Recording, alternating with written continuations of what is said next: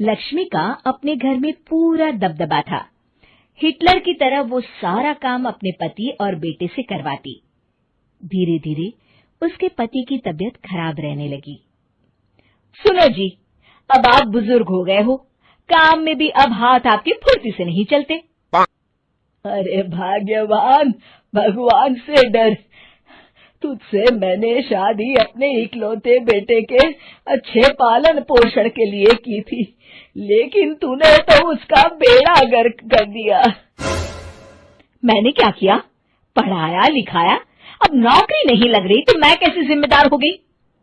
अब घर में बैठकर रोटी तोड़ रहा था तो मैंने कहा काम ही कर ले। एक तो भला करो और ऊपर से बातें सुनो। तभी सारंग वहां आ जाता है। बहुत भूख लगी है माँ, कुछ खाने को दे दो। अब तुम्हारे पापा का हाथ तो चल नहीं रहा है। मैं ही जा रही हूँ आज किचन में, बनाती हूँ कुछ। हे भगवान, कैसे होगा इतना काम मुझसे? लक्ष्मी किचन में काम कर रही होती है कि तभी अचानक उसे आइडिया आता है। अरे मैं भी ना, अरे यहाँ तो फ्री की नौकरानी ला सकती हूँ मैं, फिर मैं क्यों खाना बना रही हूँ? उस दिन लक्ष्मी सारंग की पसंद का खाना बनाती है और बैठकर उसे बड़े ही प्यार से खिलाती है। खा ले बेटा, खा ले, पेट भर के खा ले। अरे रुक, मैं तेरे लिए ना गर्मा गर्म रोटियां लाती हूँ। सारंग और उसके पिता एक दूसरे की ओर बड़े ही हैरानी से देखते हैं। बेटा सारंग, जरूर दाल में कुछ काला है, वरना ये औरत तो हमें बासी खाना भी सुकून से ना खाने दे।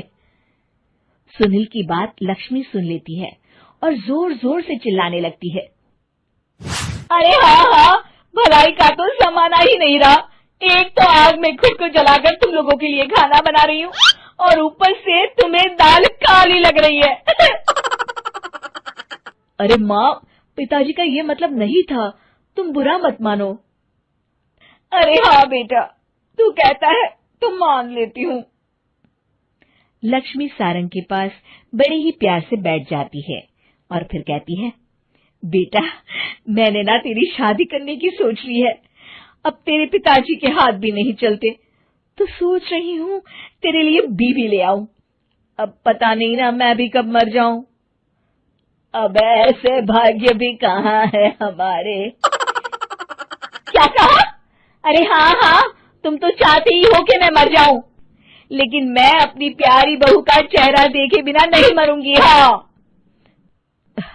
माँ, शादी तो मैं कर लूं, लेकिन मैं नौकरी नहीं करता, फिर कोई क्यों देगा मुझे अपनी बेटी?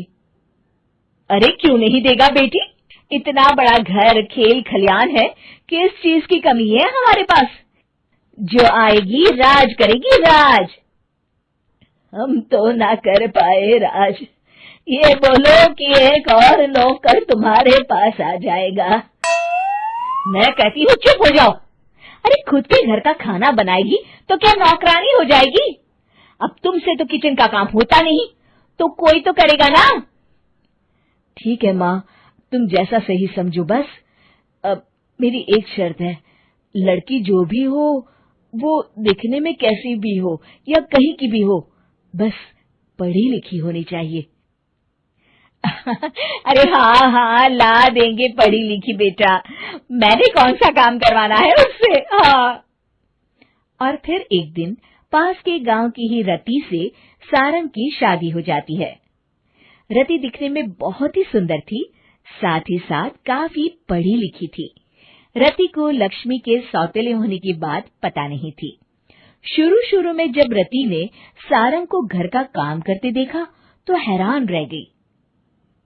अरे ये तो अच्छी बात है कि आप घर का काम करते हैं, लेकिन मैं तो घर में ही हूं ना, आप क्यों कर रहे हैं जी? जाइए आप नौकरी के लिए अप्लाई कीजिए ना। तभी लक्ष्मी वहां आ जाती है। अरे रति बहू, करने दे उसे काम। और हाँ, मेरे घर के कुछ नियम है, कायदे हैं, यहाँ बीच में ना ही बोलो तो तुम्हारे लिए अच्छा होगा। रति को लक्ष्मी की बात कुछ अजीब सी लगती है। वो समझ नहीं पाती है कि वो ऐसा व्यवहार क्यों कर रही है, लेकिन उसे लक्ष्मी के सौतेले होने के बारे में कुछ पता नहीं चलता है। फिर एक दिन तो हद ही हो जाती है।